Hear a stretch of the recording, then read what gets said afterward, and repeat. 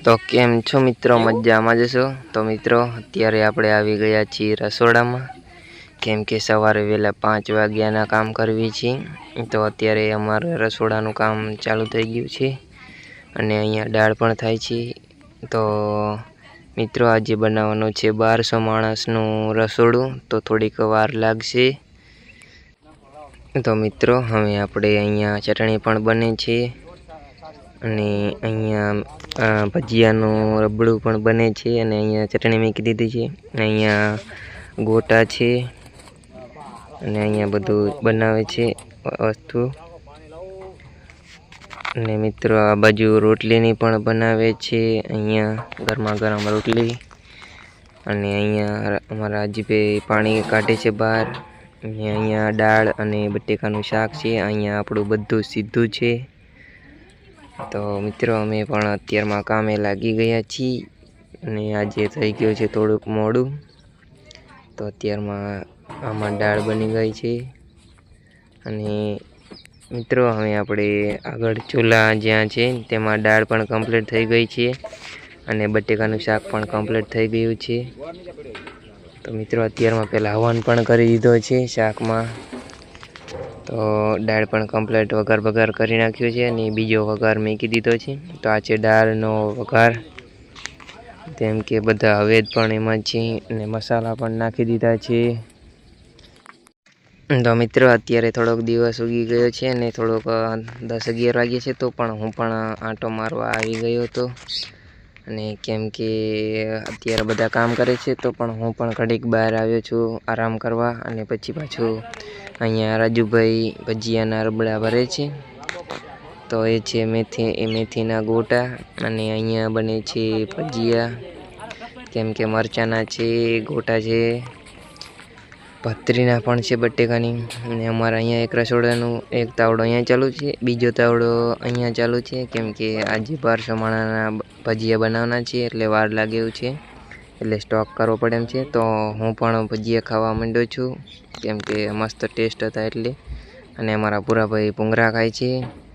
તો બીજા માણસો કામ કરે છે અને અહીંયા ચાલુ થઈ ગયું છે જમણવાર. તો મિત્રો હું પણ પછી હમણાં જમવા બેસી જઈશ. અને અત્યારમાં તો બધું કમ્પ્લીટ કરી નાખ્યું છે, 1 વાગી ગયો છે એટલે.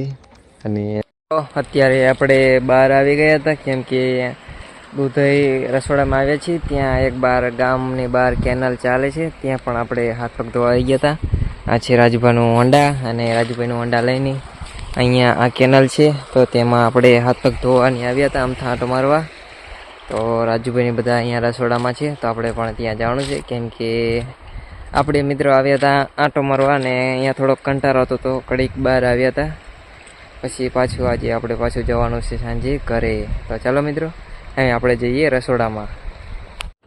તો મિત્રો હવે અહીંયા રસોડું પણ પૂરું થઈ ગયું છે અને આપણે પણ વાસણ ભરવાનું ચાલુ કરી દીધું છે. તો મિત્રો આ બધા વાસણ આપણે ટ્રેક્ટરની ટ્રોલીમાં ભરવાના છે, કેમ કે રાજુભાઈ વાઘું પાછું કરે છે ટ્રેક્ટર. તો આ બધા વાસણ આપણે તેમાં ભરીને પાછા ઘરે ઠેલવા જવાના છે. તો અમે બધા પહેલાં ટ્રેક્ટરમાં વાસણ ભરી લઈએ, પછી ઠેલવા જવાનું છે.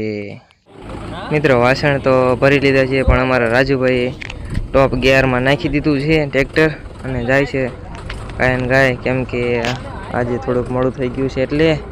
અને ટોપ ગિયરમાં જાય છે એટલે ધડાધડી થતા જાય છે વાસણ. તો જુઓ મિત્રો આટલા વાસણ છે, હજુ આપણે બીજો ફેરો હમણાં કરી નાખશે રાજુભાઈની. અને આપણે ઘરે સામાન બધો એક જગ્યાએ મેકવાનો છે, તેને ગોઠવવાનો છે, એટલે આપણે અમે નથી આવવાનું, એક જ ફેરામાં આવવાનું છે. તો ચાલો મિત્રો આપણે ઘરે જઈને વાસણ ફિટિંગ કરશું. મિત્રો હવે આપણે વાસણ પણ ફિટ કરી દીધા છે અને સાંજે આપણે ભરતભાઈના ઘરે ચણાનું શાક પણ બનાવવાનું છે, તો આપણે ત્યાં બનાવવા લાગી ગયા છીએ. અને અમારા પૂરાભાઈ ચણા પણ પીચે છે અને આપણે મરચાં ગ્રેવી કરી નાખીએ છીએ ટમેટાની.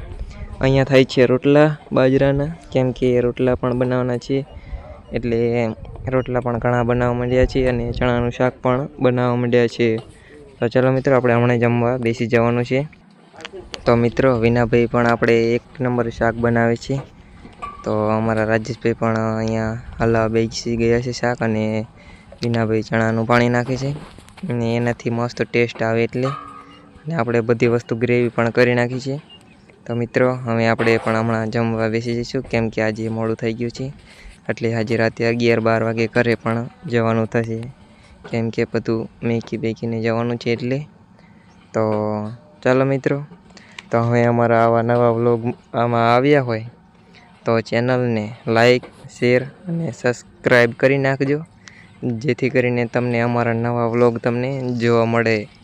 તો મિત્રો, તો અમારા આવા વ્લોગમાં બન્યા રહીજો અને આગળના વ્લોગ જોવા માટે ચેનલને સબસ્ક્રાઈબ કરીને દેજો. તો ચાલો મિત્રો, આપણે મળીશું આગળના વ્લોગમાં.